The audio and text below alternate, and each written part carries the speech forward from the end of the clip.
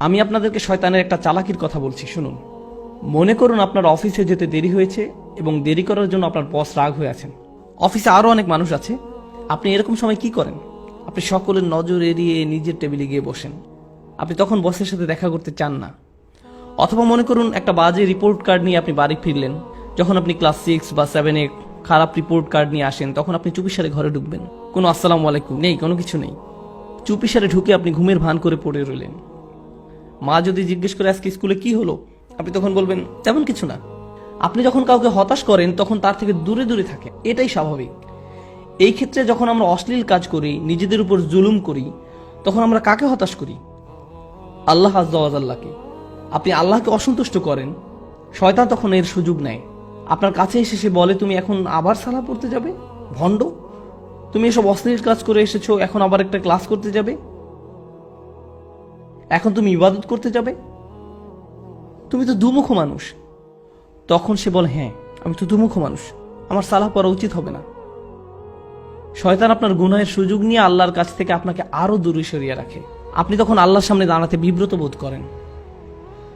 কিন্তু একজন সত্যিকারের মুত্তাকি যখন ভুল কিছু করে, তৎক্ষণাৎ সে কি করে? সে আল্লাহকে স্মরণ করে। যাকারুল্লাহ ফাস্তাগফিরু লিযুনুবিহিম, তারপর তার আল্লাহর কাছে ক্ষমা চেয়ে নেয়। এখানে জুনুব শব্দটা দিয়ে পাপ বোঝানো হচ্ছে, যা এসেছে জানাব থেকে। জানাব দিয়ে মূলত বোঝানো হয় এমন একটা পাপ যার কারণে আপনি অসম্মানিত বোধ করেন, এমন কোনো কাজ যার কারণে আপনি লজ্জিত, বিব্রত। আর তারা আল্লাহর কাছে ক্ষমা প্রার্থনা করে তাদের কৃত লজ্জাজনক কাজ থেকে। ওয়া ইয়াগফিরুয যুনুবা ইল্লাল্লাহ, আল্লাহ ছাড়া আর কে গুনাহ ক্ষমা করতে পারেন? আপনি আর কার কাছে যাবেন? কোথায় যাবেন? আল্লাহ ছাড়া আর কে জানে আপনি আর আমি কি কি ভুল করেছি।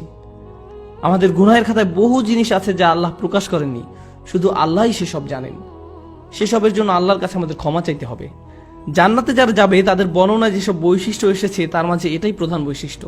উলাইকা লাহুম জান্নাতুন তাজরি মিন তাহতিহাল আনহারু খালিদিনা ফিহা, তাদের জন্য প্রতিদান হলো তাদের পালনকর্তার পক্ষ থেকে ক্ষমা এবং জান্নাত, যার তলদেশে প্রবাহিত হচ্ছে প্রস্রবণ। এখানে যে শেষ কথাটি আপনাদের আমি বলবো, আমার ফ্যামিলির সাথে একবার শপিং মলে গিয়েছিলাম।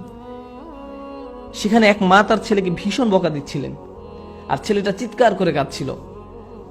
মা ছেলেকে কষে একটা চড়ও বসিয়ে দিল। কিন্তু আপনি জানেন বাচ্চাটা তারপরও কার কাছে গেল? এরপরও বাচ্চাটা মাকেই ধরে রইল, তার মাকে ছাড়ছে না। চারপাশে সব কিম্ভূত কিমাকার বিশাল বিশাল অচেনা মানুষ, সে তাদের কাছে যেতে চায় না। যদিও তার মা তার উপর রাগ হয়েছে, হতাশ হয়েছে, তাকে বকা দিচ্ছে, কিন্তু তার আশ্রয় সুরক্ষা সে কার কাছে পাবে? তার মায়ের কাছেই। এই দৃশ্য আমাকে ভাবিয়েছে, সুবহানাল্লাহ। যখন আমি আপনি গুনাহ করি, যখন আমরা আল্লাহকে হতাশ করি, তার অবাধ্য হই, আমরা কার কাছে যাব? আমাদের আর কোথাও যাওয়ার আছে? আমাদের আর কোথায় যাওয়ার আছে? তাই আমরা আল্লাহকে অসন্তুষ্ট করলেও, আর আল্লাহ আমাদের যেমন দেখতে চান তেমন আমরা হতে না পারলেও, সত্যিকারের মুত্তাকি কখনোই আল্লাহর উপর আশা হারায় না।